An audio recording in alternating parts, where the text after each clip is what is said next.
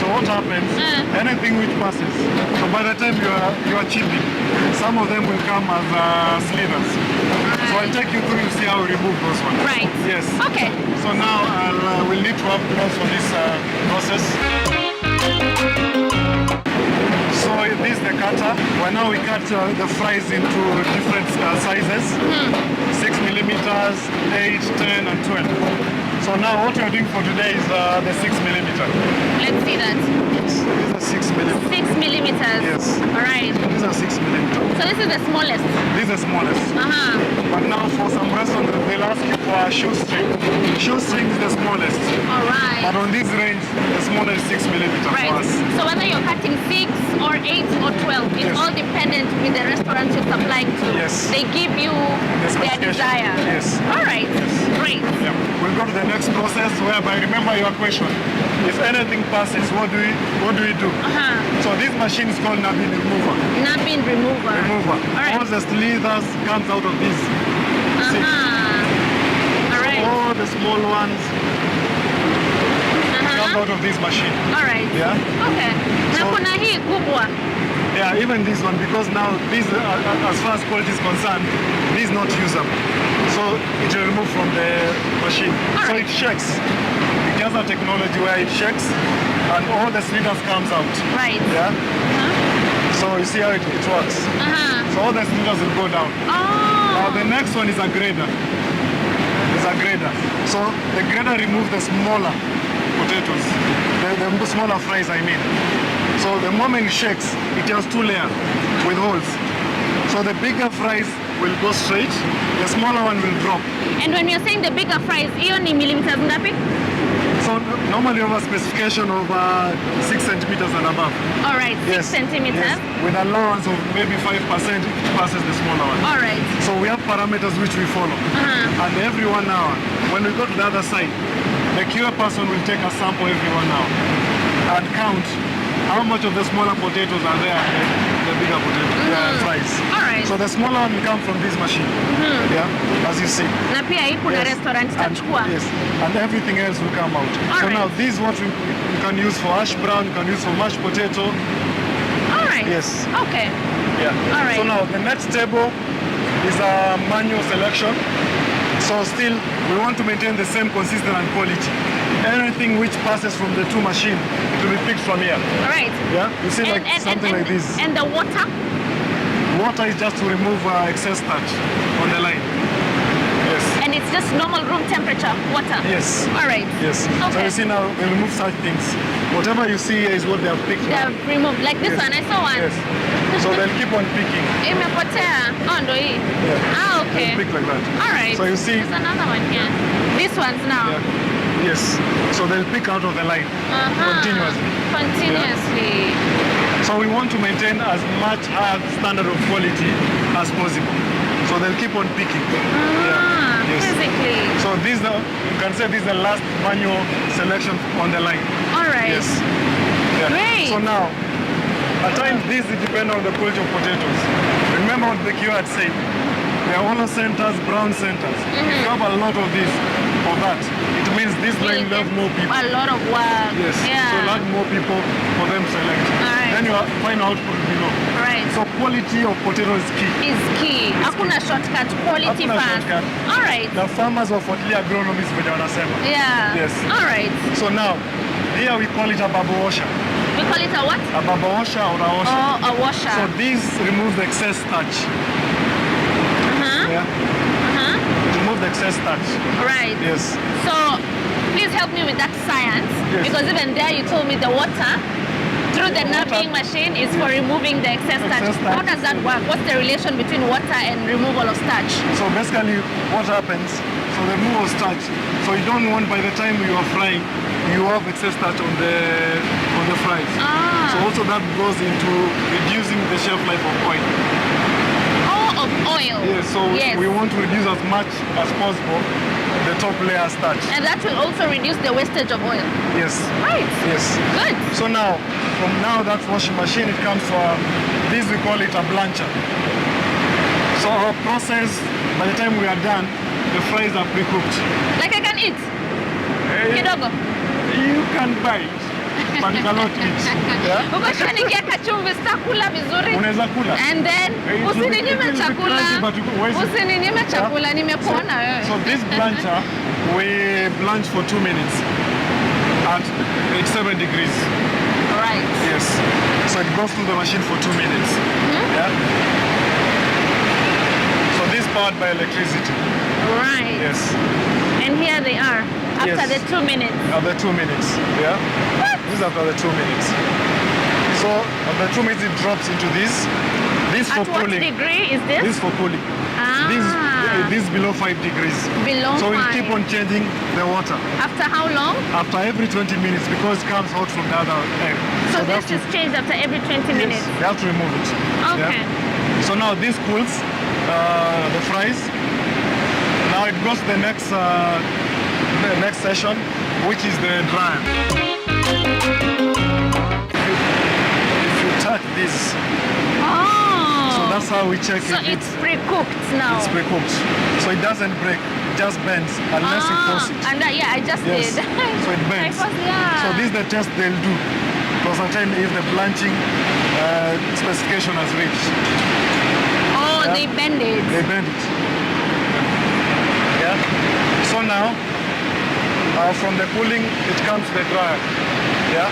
So the dryer takes 15 minutes. So we want to remove the excess water before it goes to the fryer. Yeah. Yeah. So it goes around. So this is hot. Very. I can feel it. So this will remove excess water from the fries. How long does it stay here for? The belt is 15 minutes. Okay. Circulation. All right. Yeah. Now from the dryer, it goes to the fryer. Yo. It's our own process. Yeah. So now to the fryer. Yeah?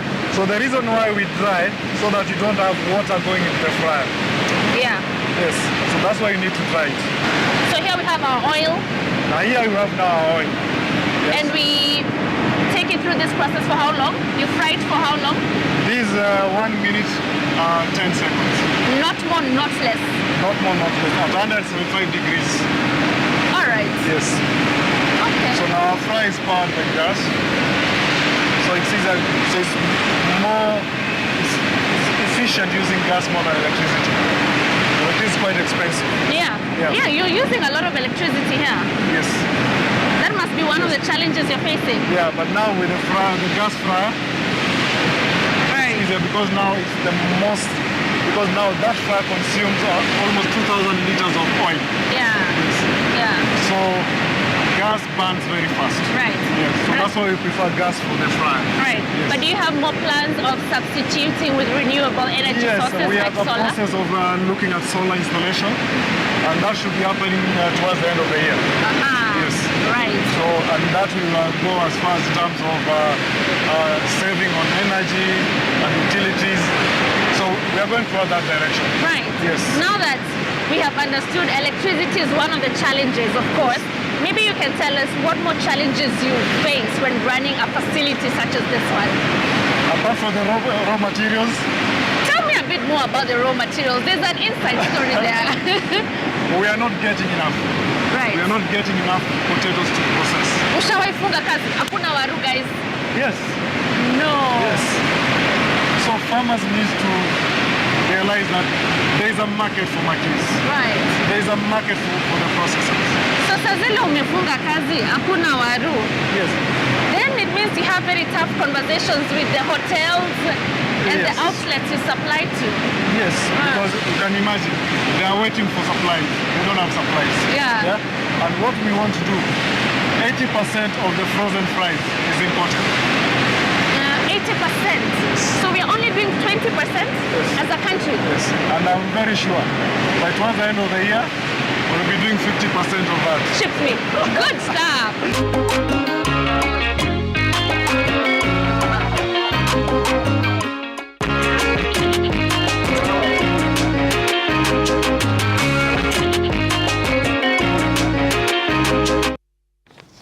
Kile ambacho kinanifurahisha kila wakati unakwenda makalani ama kufanya makala ni kwamba unarejea kama umecheza na yule bingwa ambaye anakuelekeza. Angalia leo ingawa wakati wote anakuelekeza hapa kuna utaratibu fulani lazima uhakikishe kwamba unakwenda naye sako kwa bako. Na vile vile nimependa kile ambacho kinafanyika, kuna mashine maalum ya kuchakata au kufanya processing, na vile vile kile ambacho kinatokea katika upande wa pili ni inafanya pre-cook, upikwa kwa ufupi tu kabla iwekwe kwenye makaratasi kisha ipelekwe vile viazi vipelekwe kwenye maduka ya jumla.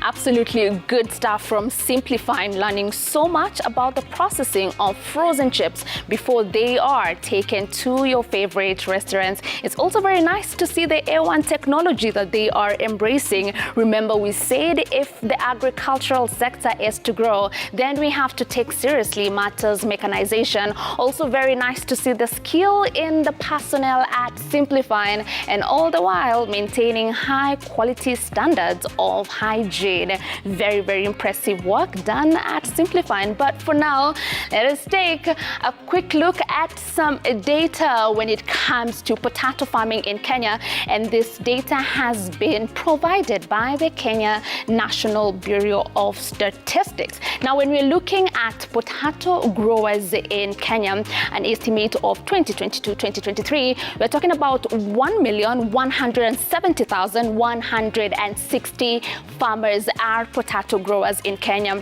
90% of these growers are small-scale farmers, and you do remember that in Kenya, agriculture is mainly supported by small-scale farmers. And also remember, when it comes to potato farming, it does provide employment to about 70% of those living in the rural areas and 40% of the total population of Kenya. Now, when we're looking at major potato producers in Africa, which countries are giving Kenya a run for their money? We do have Algeria, we have South Africa down there in the south, we do have Rwanda, we have Egypt as well, we have Malawi, and we also have Kenya. Now, these are some of the African countries that are top when it comes to producing potatoes. Now, when we are also talking about one of the major concerns that we have been facing, of course, is the decline in production in Kenya. If we do a comparison, for example, in 2008, we were producing potatoes of about 11.4 ton per hectares. And if you look at the following years, for example, in 2021, this took a dip to about 9.82 tons per hectare. So it's very evident there has been a significant drop in the potato production in Kenya. But there are some factors that have led us there. So what are these factors? Let us have a look at the factors. One of the main reasons as to why there has been a decline in production in Kenya includes low availability of quality seeds. Remember, we're not talking about any kind of seeds when it comes to production of potatoes. You have to use quality seeds, and most of our farmers go for their own potatoes after they harvest. Hapo tu ndo wanachagua ile ambayo itakuwa seeds. Now, the problem with doing that, it does lead to low yields. Another reason why we do have a low production in our potatoes is high cost of quality seeds.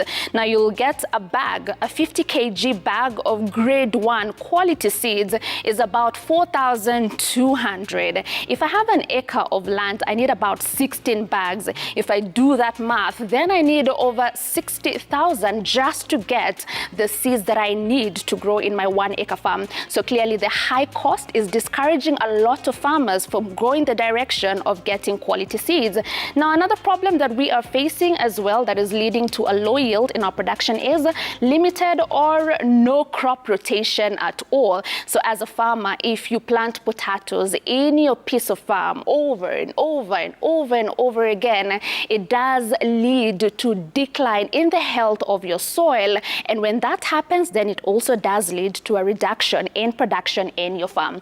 Another reason as to why we are also facing a decline in our production is decline in soil fertility. Of course, this is caused by issues such as lack of crop rotation, not using chemicals properly, floods, just to name a few. We also have low usage of quality inputs and high pest infestations. Now, this is some of the reasons that have been affecting us as a country when it comes to production of our potatoes. But we are working tirelessly to make sure that our farmers are sensitized on good farming practices and also have access to quality seeds.